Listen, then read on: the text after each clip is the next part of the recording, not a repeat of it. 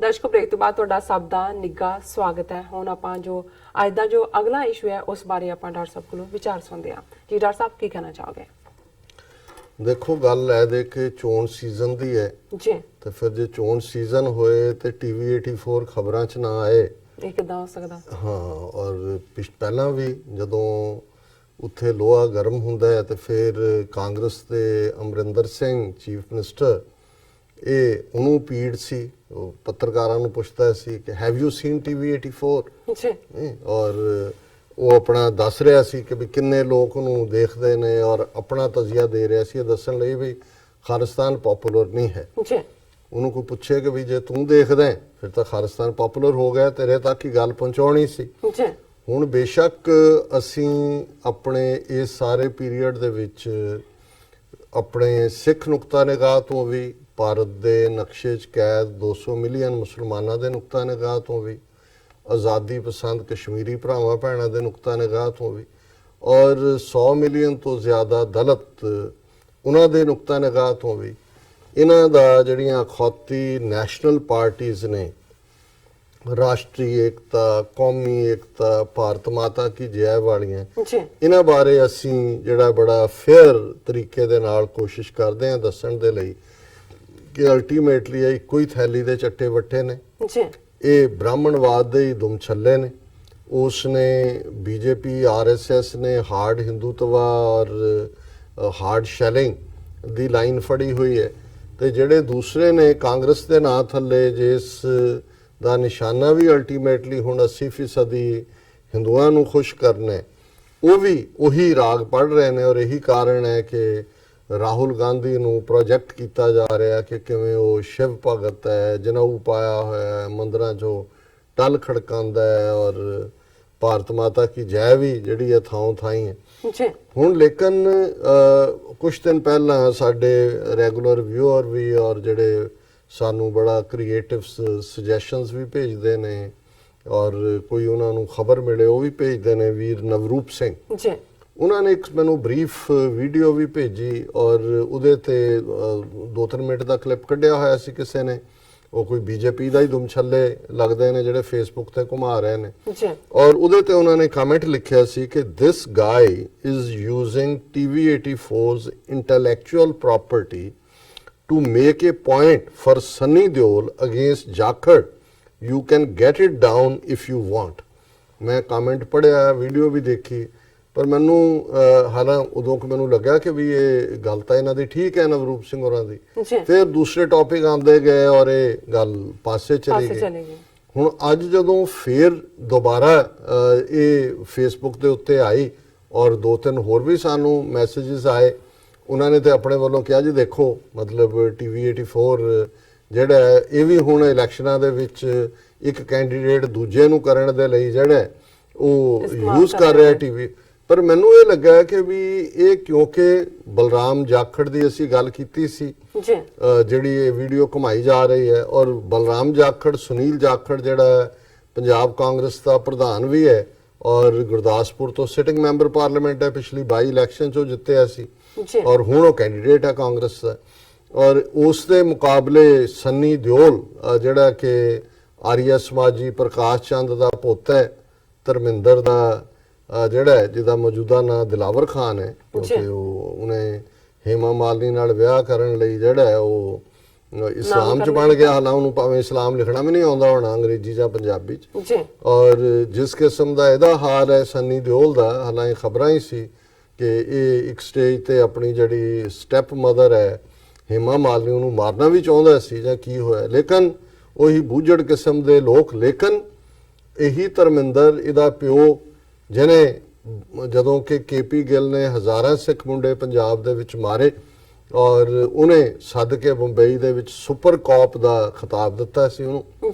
ਔਰ ਇਹ ਸਾਰਾ ਜਿਹੜਾ ਪਾਰਟ ਹੈ, ਹੁਣ ਅਸੀਂ ਨਹੀਂ ਚਾਹੁੰਦੇ ਕਿ ਵੀ ਸਾਡਾ ਜਿਹੜਾ, ਔਰ ਇਹਦੇ ਕੋਈ ਸ਼ੱਕ ਨਹੀਂ ਹੈ ਕਿ ਸੁਨੀਲ ਜਾਖੜ ਦੀ ਲਾਈਨ ਪਿਓ ਵਾਲੀ ਹੈ ਅਲਟੀਮੇਟਲੀ। ਬਲਰਾਮ ਜਾਖੜ ਜਿਹੜਾ ਇੰਦਰਾ ਗਾਂਧੀ ਦਾ ਬੜਾ ਚਹੇਤਾ ਸੀ, ਐਗਰੀਕਲਚਰ ਜਿਹੜਾ ਸਪੀਕਰ ਵੀ ਰਿਹਾ ਪਾਰਲੀਮੈਂਟ ਦਾ ਔਰ ਸਿੱਖਾਂ ਲਈ ਨਫ਼ਰਤ ਨਾਲ ਭਰਿਆ ਹੋਇਆ। ਔਰ ਉਹਦਾ ਜਿਹੜਾ ਇਹ ਕੋਟ ਹੈ ਜਿਹਨੂੰ ਡੈਨ ਬਰਟਨ ਨੇ ਜਦੋਂ 90s ਦੇ ਵਿੱਚ ਕਾਂਗਰੈਸ਼ਨਲ ਰੈਕਡ ਦੇ ਵਿੱਚ ਲਿਆਂਦਾ ਕਿ ਦੇਸ਼ ਦੀ ਏਕਤਾ ਅਖੰਡਤਾ ਲਈ ਜੇ ਇੰਨੇ 20 ਮਿਲੀਅਨ ਸਿੱਖ ਵੀ ਮਾਰਨੇ ਪਏ ਸਾਨੂੰ ਤੇ ਅਸੀਂ ਹਿਚਕਿਚਾਵਾਂਗੇ ਨਹੀਂ। ਜੀ। ਸੋ ਜ਼ਾਹਰ ਹੈ ਕਿ ਵੀ ਉਹ ਪਾਰਟ ਤਾਂ ਹਿਸਟੋਰੀਕਲੀ ਟਰੂ ਹੈ ਔਰ ਇਹ ਜਾਖੜ ਫੈਮਿਲੀ ਦੀ ਟ੍ਰੈਡੀਸ਼ਨ, ਬਲਰਾਮ ਜਾਖੜ ਆਰੀਆ ਸਮਾਜੀ, ਇਹ ਵੀ ਉਸ ਕਿਸਮ ਦਾ ਹੈ।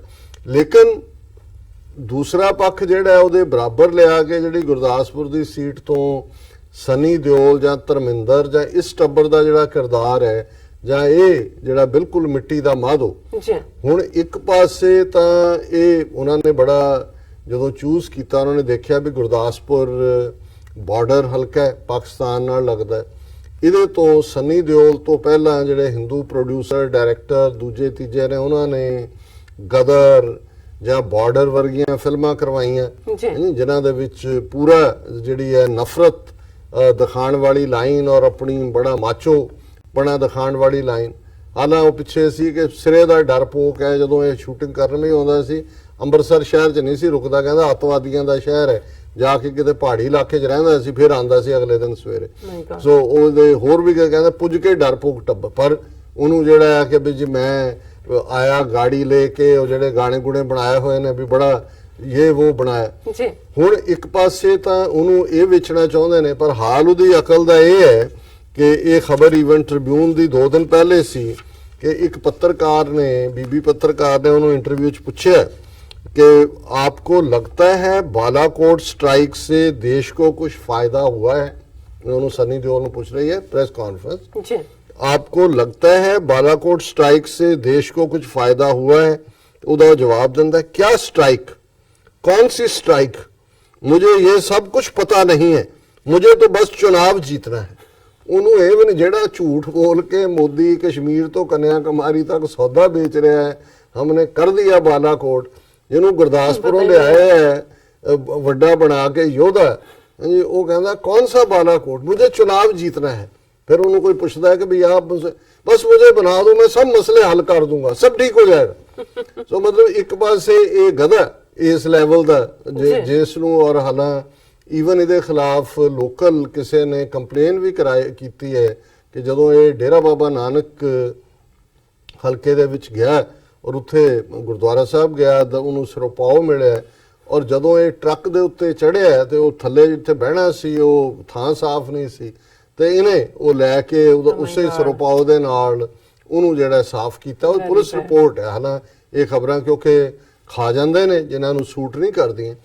ਹੁਣ ਅਸੀਂ ਪਹਿਲਾਂ ਕਿਉਂਕਿ ਅਸੀਂ ਸਮਝਦੇ ਹਾਂ ਵੀ ਔਨ ਰੈਕਡ ਆਉਣਾ ਚਾਹੀਦਾ ਕਿ ਇਹ ਨਾ ਹੋਏ ਕਿ ਵੀ ਇੱਕ ਪਾਰਟ ਨੂੰ ਜਿਹੜਾ ਮਿਸਯੂਜ਼ ਕਰਕੇ ਦੂਸਰੇ ਦੇ ਹੱਕ 'ਚ ਫਿਜ਼ਾ ਬਣਾਉਣ ਦਿਓ। ਸਾਡੇ ਲਈ ਤਾਂ ਇਹ ਜਿਹੜੇ ਨੇ ਦੋਨੋਂ ਹੀ ਜਿਵੇਂ ਕਹਿੰਦੇ ਨੇ ਕਿ ਮਸੇਰ ਪਤਾ ਨਹੀਂ ਭਰਾ ਚੋਰ ਚੋਰ ਹੈ, ਉਹ ਵੀ ਚੋਰ ਉਹ ਵੀ ਚੋਰ ਹੈ।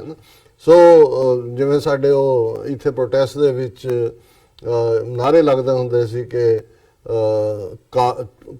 ਕਾਲੇ ਨੀਲੇ ਕੁੱਕੜ, ਪਤਾ ਨਹੀਂ ਕੀ ਮੈਨੂੰ ਹੁਣ ਭੁੱਲ ਗਿਆ, ਉਹ ਨਾਰਾ ਹੀ ਇਹ ਸੀ ਕਿ ਵੀ ਨੀਲੇ ਕੁੱਕੜ ਕਾਲੇ ਮੋਰ, ਇਹ ਵੀ ਚੋਰ ਉਹ ਵੀ ਚੋਰ।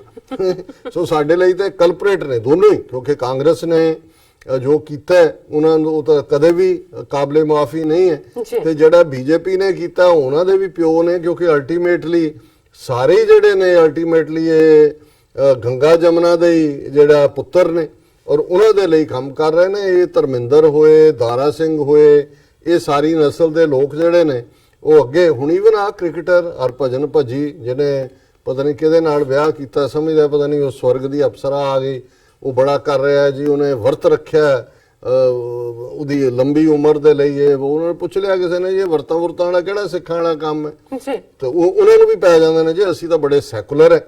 ਔਰ ਦੂਸਰਾ ਪਰ ਮੈਂ ਟੂ ਸੈਟ ਦਾ ਰੈਕਡ ਸਟੇਟ ਜਿਵੇਂ ਕਹਿੰਦੇ ਨੇ, ਪਹਿਲਾਂ ਅਸੀਂ ਚਾਹਾਂਗੇ ਕਿ ਵੀ ਇਹ ਜਿਹੜੀ ਵੀਡੀਓ 2-2.5 ਮਿੰਟ ਦੀ ਜਿਹੜੀ ਕਿ ਜਿਹੜਾ ਮਿਸਯੂਜ਼ ਹੈ ਜਸਟ ਓਵਰਆਲ ਵੀਡੀਓ ਨੂੰ ਉਹਨਾਂ ਨੇ ਕਲਿੱਪ ਕੀਤਾ ਹੋਇਆ, ਅਸੀਂ ਕਹੇ ਇਹਦੇ 'ਚ ਤਾਂ ਕੋਈ ਸ਼ੱਕ ਨਹੀਂ ਹੈ, ਲੇਕਿਨ ਉਹਦਾ ਕੰਟੈਕਸਟ ਵੱਖਰਾ ਹੈ।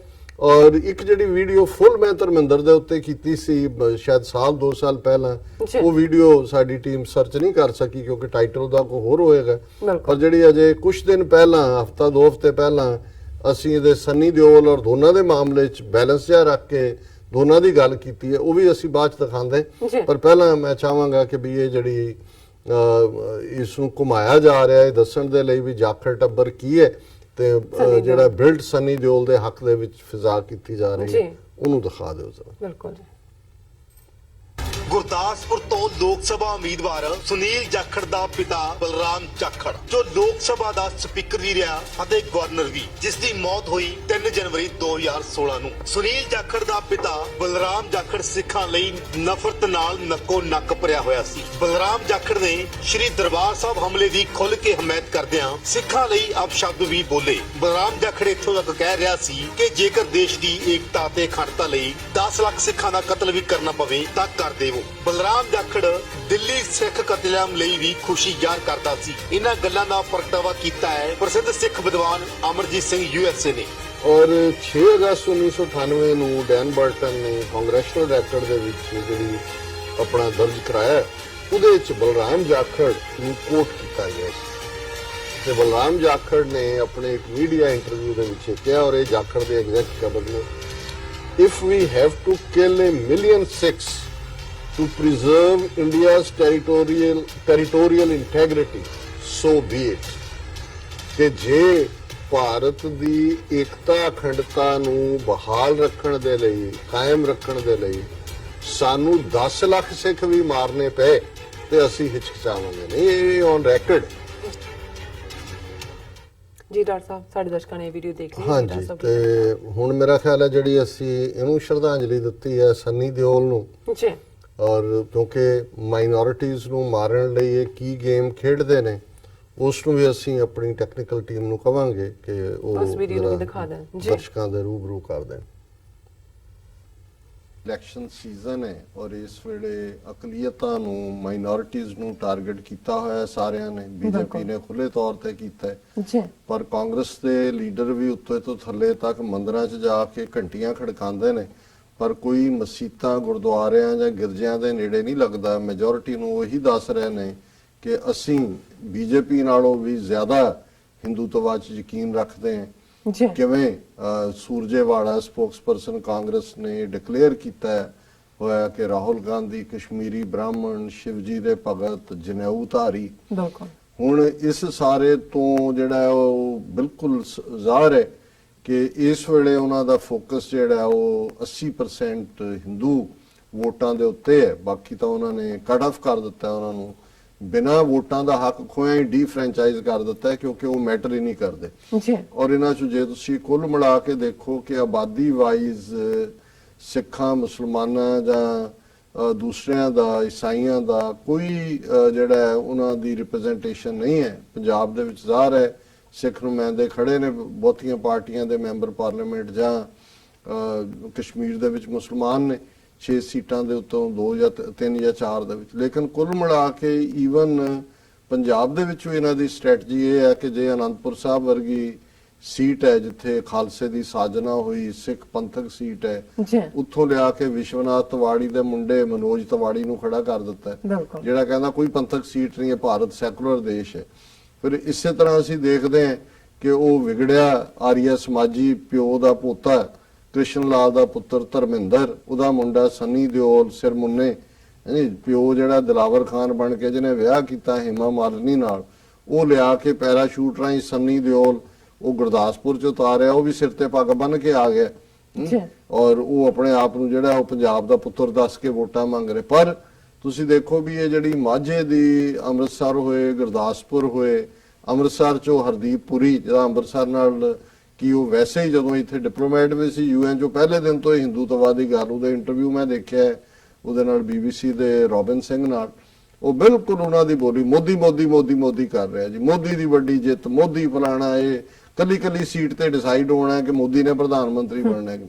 ਸੋ ਮਤਲਬ ਇੱਕ ਪਾਸੇ ਤਾਂ ਉਹਨਾਂ ਨੇ ਇਹ ਲਾਈਨ ਰੱਖੀ ਹੋਈ ਹੈ, ਦੂਸਰੇ ਪਾਸੇ ਜੁਡੀਸ਼ਰੀ ਜਿਸ ਅੰਦਾਜ਼ ਦੇ ਵਿੱਚ ਉਹਦੀ ਜੇ ਤੁਸੀਂ ਟਾਈਮਿੰਗ ਦੇਖੋ ਤੇ ਐਵੇਂ ਨਹੀਂ ਹੈ ਕਿ ਰੰਜਨ ਗੋਗੋਈ ਜਿਹੜਾ ਖੁਦ ਸੈਕਸ਼ੂਅਲ ਹਰਾਸਮੈਂਟ ਦੇ ਕੇਸ ਨੂੰ ਫੇਸ ਕਰ ਰਿਹਾ ਹੈ ਔਰ ਚਾਰਜ ਫੇਰੇ, ਉਹ ਆ ਕੇ ਮੈਸੇਜ ਕੀ ਦੇ ਰਿਹਾ ਕਿ ਵੀ ਫਿਕਰ ਨਾ ਕਰੋ, ਇਹਨਾਂ ਨੂੰ ਅਸੀਂ ਇਹ ਘੱਟ ਗਿਣਤੀਆਂ ਦੇ ਕਤਲ ਜਿਹੜੇ ਨੇ ਉਹਨੂੰ ਅਸੀਂ ਜਸਟੀਫਾਈ ਕਰਾਂਗੇ। ਜੀ ਡਾਕਟਰ ਸਾਹਿਬ ਸਾਡੇ ਦਰਸ਼ਕਾਂ ਨੇ ਦੋਨੋਂ ਵੀਡੀਓਜ਼ ਦੇਖ ਲਈਆਂ ਜੀ। ਡਾਕਟਰ ਸਾਹਿਬ ਹੁਣ ਤੁਹਾਡਾ ਕੀ ਕਹਿਣਾ? ਹਾਂਜੀ, ਇੱਕ ਸਵਾਲ ਜਿਹੜਾ ਫਿਰ ਇਸ ਤੋਂ ਬਾਅਦ ਬਹੁਤ ਸਾਰਿਆਂ ਵੱਲੋਂ ਪੁੱਛਿਆ ਜਾਂਦਾ ਹੈ ਕਿ ਜੀ ਅਸੀਂ ਇਸ ਚੋਰਾਂ ਦੀ ਮੰਡਲੀ ਚੋਂ ਫਿਰ ਕਿਸ ਦੀ ਚੋਣ ਕਰੀਏ, ਕਿਉਂਕਿ ਅਸੀਂ ਇੱਥੇ ਰਹਿਣਾ ਵੀ ਹੈ ਔਰ ਸਾਡਾ ਜਿਹੜਾ ਵੋਟ ਦਾ ਹੱਕ ਵੀ ਅਸੀਂ ਇਸਤੇਮਾਲ ਕਰਨਾ ਚਾਹੁੰਦੇ ਹਾਂ, ਭਾਵੇਂ ਸਾਨੂੰ ਪਤਾ ਹੈ ਵੀ ਇਹ ਸਿੱਖਾਂ ਦੇ ਦੁਸ਼ਮਣ ਨੇ, ਨਿਕਲਣਾ ਇੱਥੋਂ ਕੁਛ ਨਹੀਂ। ਬਿਲਕੁਲ ਮੈਂ ਸਮਝਦਾ ਵੀ ਇੱਕ ਗੱਲ ਤਾਂ ਹਰ ਜਿਹੜਾ ਸੋਚਵਾਨ ਸਿੱਖ ਹੈ ਉਸ ਨੂੰ ਇਹ ਸਮਝ ਲੈਣਾ ਚਾਹੀਦਾ ਹੈ ਔਰ ਉਸ ਦਾ ਨਿਸ਼ਾਨਾ ਅਲਟੀਮੇਟਲੀ ਇਹ ਕਲੀਅਰ ਹੋਣਾ ਚਾਹੀਦਾ ਹੈ ਕਿ ਉੱਥੇ ਕਿਸੇ ਵੀ ਖੂੰਜੇ 'ਚ ਕੋਈ ਵੀ ਪੋਲੀਟੀਕਲ ਪਾਰਟੀ ਕਿਸੇ ਵੀ ਹੈਡਿੰਗ ਥੱਲੇ ਆ ਜਾਏ, ਜੀ ਅੱਜ ਜੋ ਇੰਡੀਅਨ ਨੈਸ਼ਨਲਿਜ਼ਮ, ਹਿੰਦੂ ਨੈਸ਼ਨਲਿਜ਼ਮ ਦੀ ਹਨੇਰੀ ਜਿਹੜੀ ਹੈ, ਬੇਸ਼ੱਕ ਇਹ ਝੁੱਲ ਤਾਂ 47 ਤੋਂ ਹੀ ਰਹੀ ਸੀ, ਹੌਲੀ ਹੌਲੀ ਹੁਣ ਉਹਨੇ ਬਹੁਤ ਸਾਰੇ ਵੱਡੇ ਰੁੱਖਾਂ ਦੀਆਂ ਜੜ੍ਹਾਂ ਵੀ ਉਖਾੜ ਦਿੱਤੀਆਂ ਨੇ ਤੇ ਹੁਣ ਉਸ ਦਾ ਪ੍ਰਭਾਵ ਨਜ਼ਰ ਆਉਣ ਲੱਗ ਪਿਆ। ਵੀ ਪਹਿਲੀ ਗੱਲ ਤਾਂ ਇਹ ਸਾਡੀ ਕਨਵਿਕਸ਼ਨ ਹੋਣੀ ਚਾਹੀਦੀ ਹੈ ਵੀ ਇਹਨਾਂ ਚੋਂ ਨਿਕਲਣਾ ਕੁਛ ਨਹੀਂ ਹੈ। ਜੀ ਪਹਿਲੀ ਗੱਲ ਇਹ ਬਿਲਕੁਲ ਕਲੀਅਰ ਹੋਣੀ ਚਾਹੀਦੀ। ਦੂਸਰਾ, ਜੇ ਅਸੀਂ ਕਰੰਟ ਸਿਚੁਏਸ਼ਨ ਦੇ ਵਿੱਚ ਦੇਖੀਏ ਤੇ ਪੰਜਾਬ ਦੇ ਵਿੱਚ ਭਾਵੇਂ ਸਾਰੇ ਦੇ ਸਾਰੇ 13 ਦੇ 13 20 ਪੰਥ ਪ੍ਰਸਤ ਵੀ ਜਿੱਤ ਜਾਣ, ਹੁਣ ਤਾਂ ਉਹਦੀ ਕੋਈ ਸੰਭਾਵਨਾ ਹੀ ਨਹੀਂ ਹੈ, ਜੇ 13 ਦੇ 13 ਖਾਲਿਸਤਾਨੀ ਵਿਚਾਰਧਾਰਾ ਵਾਲੇ ਵੀ ਬਣ ਜਾਣ ਜੀ ਫਿਰ ਵੀ ਉਹਦੇ ਨਾਲ ਕੋਈ ਸਾਡੀ ਫਰੀडम ਜਾਂ ਸਾਡੀ ਉੱਥੇ ਪਾਰਲੀਮੈਂਟ ਦੇ ਵਿੱਚ ਜਿਹੜੀ ਹੈ ਏਡੇ ਵੱਡੇ ਜਿਹਨੂੰ ਕਹਿੰਦੇ ਨੇ ਵੀ ਨਗਾਰਖਾਨੇ 'ਚ ਜਿਹੜਾ ਉਹ ਤੂਤੜੀ ਦਾ ਕੌਣ ਸੁਣਦਾ ਹੈ।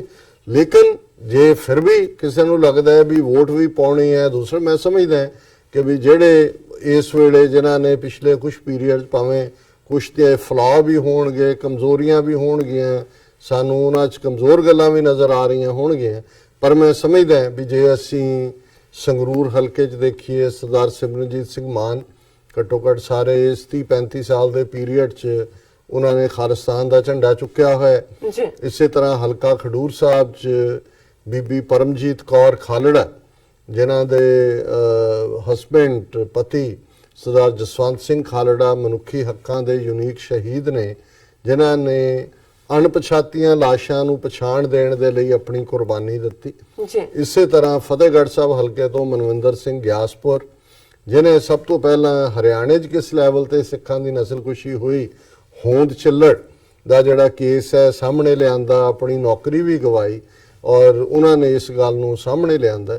ਸੋ ਬੇਸ਼ੱਕ ਮੈਂ ਸਮਝਦਾ ਵੀ ਕੁਝ ਜਿਹੜੇ ਨੇ ਉਹਨਾਂ ਦੀਆਂ ਪਾਰਟੀਆਂ ਇੰਨੀਆਂ ਬਦਲੀਆਂ ਹੁੰਦੀਆਂ ਨੇ ਜਾਂ ਕਈ ਵਾਰ ਤੁਹਾਨੂੰ ਲੱਗਦਾ ਹੁੰਦਾ ਵੀ ਪਤਾ ਨਹੀਂ ਕਿੰਨਾ ਕੁ ਉਹਨਾਂ ਨੇ ਖਲੋਣਾ, ਪਰ ਮੈਂ ਇਹ ਗੱਲ ਜ਼ਰੂਰ ਕਹਿ ਸਕਦਾ ਹਾਂ ਵੀ ਸੁਖਪਾਲ ਸਿੰਘ ਖਹਿਰਾ ਕਾਂਗਰਸ ਦੇ ਵਿੱਚ, ਕਾਂਗਰਸ ਤੋਂ ਆਮ ਆਦਮੀ ਪਾਰਟੀ ਹੁਣ ਪੰਜਾਬ ਏਕਤਾ ਪਾਰਟੀ ਹੈ ਔਰ ਘੱਟੋ ਘੱਟ ਇਸ ਪੀਰੀਅਡ ਦੇ ਵਿੱਚ ਪੰਜਾਬ ਫੋਕਸਡ ਜਿਹੜੀ ਹੈ ਉਹਨਾਂ ਦੀ ਲਾਈਨ ਹੈ ਔਰ ਉਹ ਪਾਣੀਆਂ ਦਾ ਮੁੱਦਾ ਹੋਏ ਜਾਂ ਰੈਫਰੈਂਡਮ 2020 ਦੇ ਹੱਕ ਦੀ ਗੱਲ ਹੋਏ, ਇਸ ਜਾਂ ਗੁਰੂ ਗ੍ਰੰਥ ਸਾਹਿਬ ਦੀ ਬੇਅਦਬੀ ਦੀਆਂ ਘਟਨਾਵਾਂ ਦੀ ਗੱਲ ਹੋਏ, ਉਹਨਾਂ ਨੇ ਇਸ ਦੇ ਉੱਤੇ ਗੱਲ ਕੀਤੀ। ਉਹ ਬਠਿੰਡੇ ਤੋਂ ਨੇ, ਭਾਵੇਂ ਚਾਂਸਸ ਦਾ ਰਿਮੋਟ ਨੇ, ਜਿਵੇਂ ਮੈਂ ਕਿਹਾ ਵੀ ਗੱਲ ਉੱਥੇ ਹੁਣ ਜਿੱਤਣ ਹਾਰਨ ਦੀ ਨਹੀਂ ਹੈ, ਇਹ ਤਾਂ ਇੱਕ ਤਾਂ ਕਮਿਊਨਲ ਕਾਰਡ ਹੈ, ਦੂਸਰਾ ਪੈਸਾ ਇੰਨਾ ਕੁ ਬੀਜੇਪੀ ਔਰ ਕਾਂਗਰਸ ਔਰ ਅਕਾਲੀ ਇਹ ਸਾਰੇ ਹੀ ਸੁੱਟ ਰਹੇ ਨੇ ਔਰ ਲਾਸਟ ਜੇ ਮੈਂ ਕਹਾਂ ਇਹਨਾਂ ਸਾਰਿਆਂ ਚੋਂ ਡਾਕਟਰ ਧਰਮਵੀਰ ਗਾਂਧੀ ਪਟਿਆਲੇ ਤੋਂ।